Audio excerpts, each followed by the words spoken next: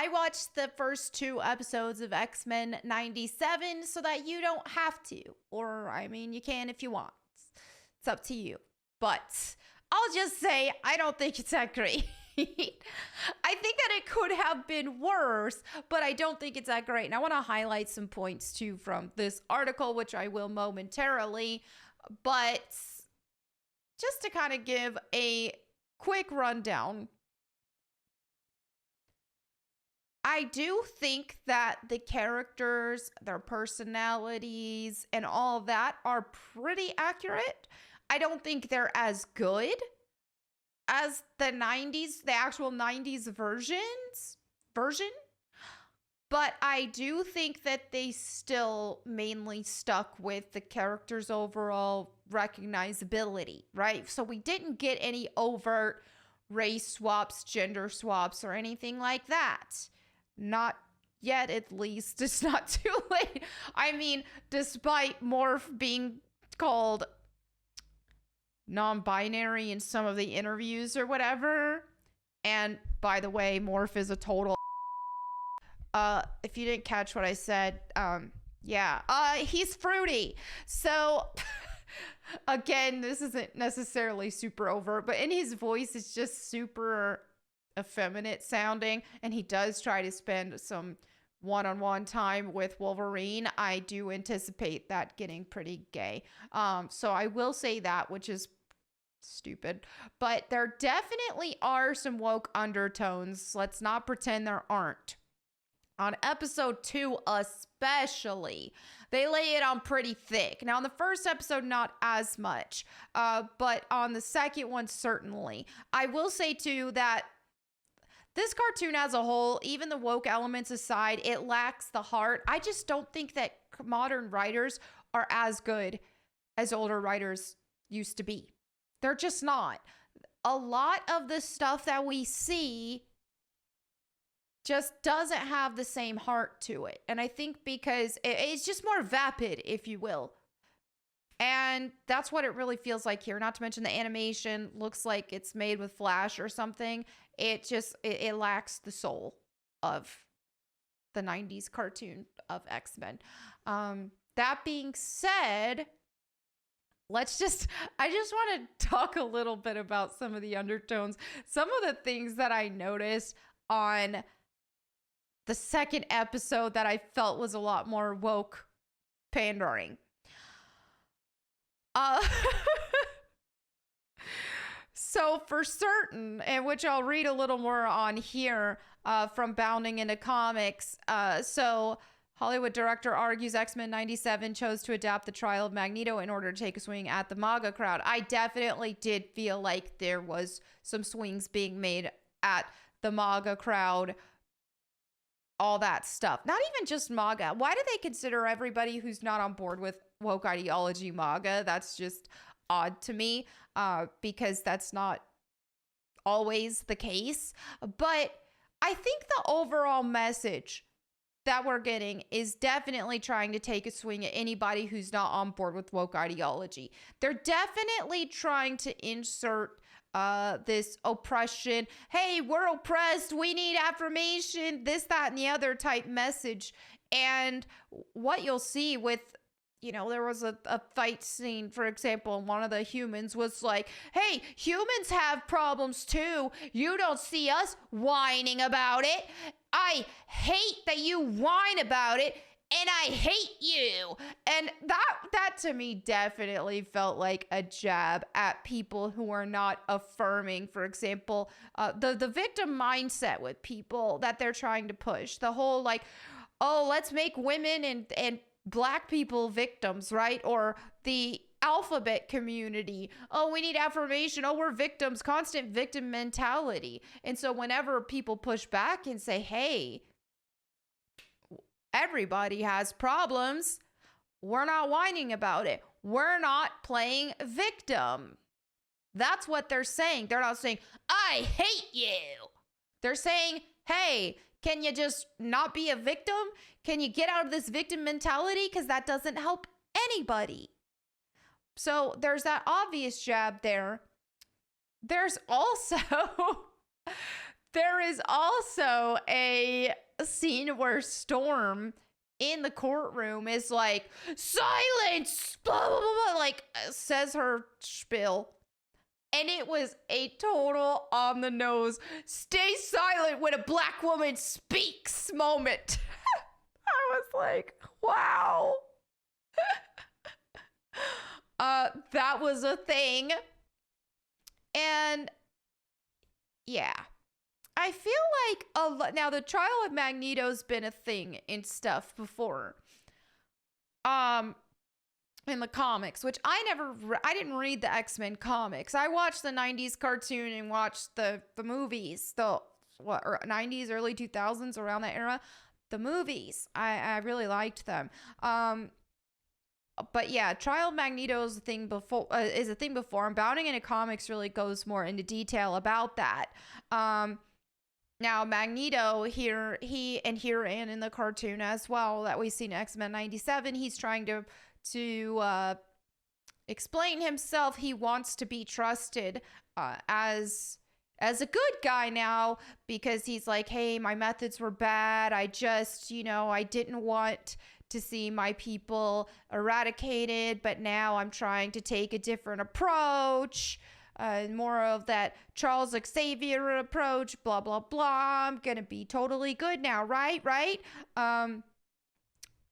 And so, yeah, but here in the cartoon, they have something that really stood out to me, where they're trying to insert some of their ideologies into this. Because, like, when I think of X-Men, of actual, more of the old school X-Men, and the stuff that I watched from the 90s, I always had the impression, and the message that it left me was, yeah, did the X-Men want to be accepted by society? Yes. But the overall message was, at least my takeaway, was that, hey, society does not accept the X-Men. They're mutants, they're freaks of society, they're rejects. And yet they still choose to protect humanity, the world. So they're protecting the very people who hate them. And that just showed their character. That just showed that, hey, they're heroes in this area, in this way. Because, I mean, it's easy to help people who love you, but how much more difficult is it to help people who hate you? And that was the message. But now what I get more so from this cartoon is like, why aren't you affirming me? Affirm me. Now, again, they wanted that, but it just seems different. And a lot of what we're seeing from, like, the Alphabet Mafia, for example, what we're seeing from them and how they want to call themselves, basically, like, they want to pretend like the X-Men were created to represent them. Oh yeah, the X-Men is a queer story. This modern one's definitely trying to push that. But the old school stuff, oh yeah, it was all about queers all along. It was all about queers and marginalized people. They think that they're the X-Men, basically.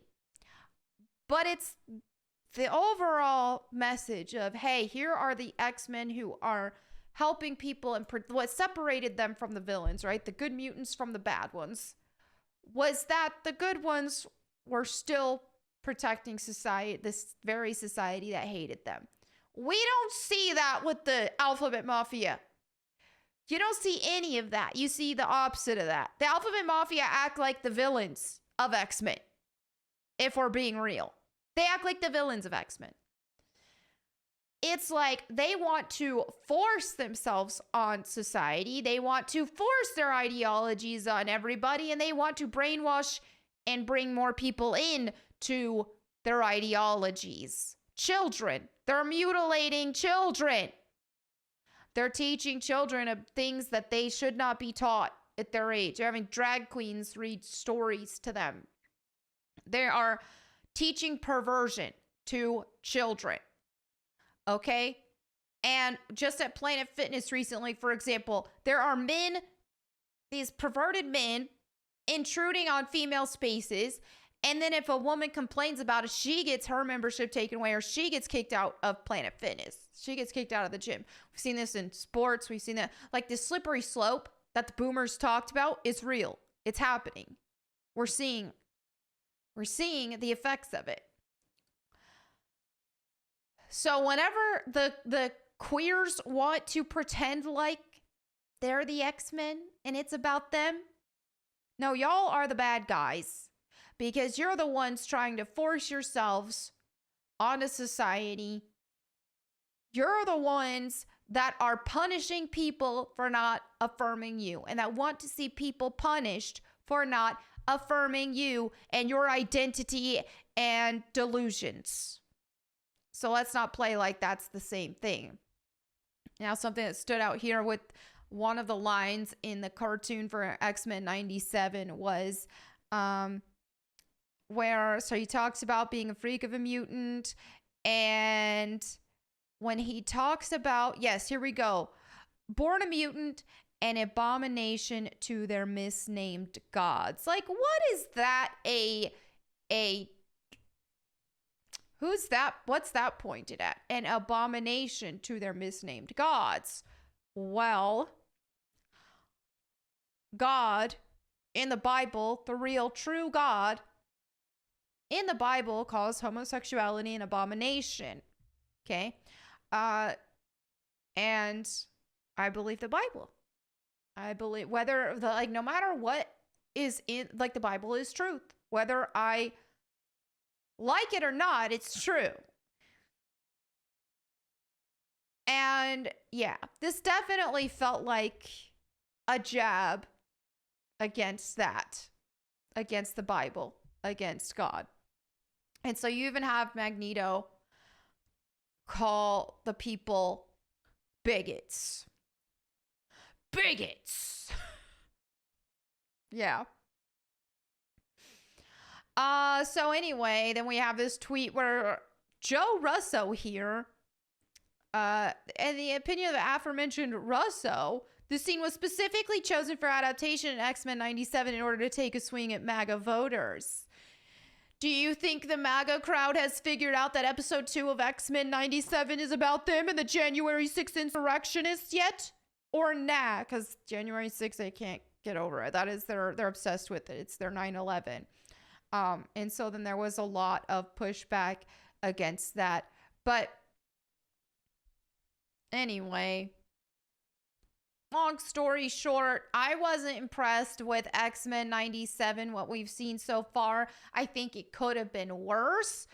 So, I think that, you know, I think what we've seen with a lot of modern adaptations of stuff is just overt, blatant, in your face changes with, like, race swap characters and gender swapped characters, this, that, and the other. So I feel like they're trying a subtle approach here. Oh, let's make some nostalgia with it. This is also what I felt from the new Ghostbusters movie, which, if you guys want me to review that, let me know in the comments. But I felt the same thing with that. It was like, okay, they're trying to be more subtle about it with their woke ideologies that they're inserting into this, but it's still there. They just mix in some nostalgia and they think they're gonna get away with it, but it's still there, and I still don't like to see it. So anyway, there you have it for my video. Let me know what you guys think in the comments below, and if you guys want me to read the Bible to you, you can check out my Bible channel, Bible Time with Melanie Mac, and then my streams on YouTube, Kick, and Twitch, until Twitch bans me again, at Melanie Mac. Thank you all again. I will catch you next time, and in the meantime, go boom. Miles Morales is Miles Morales.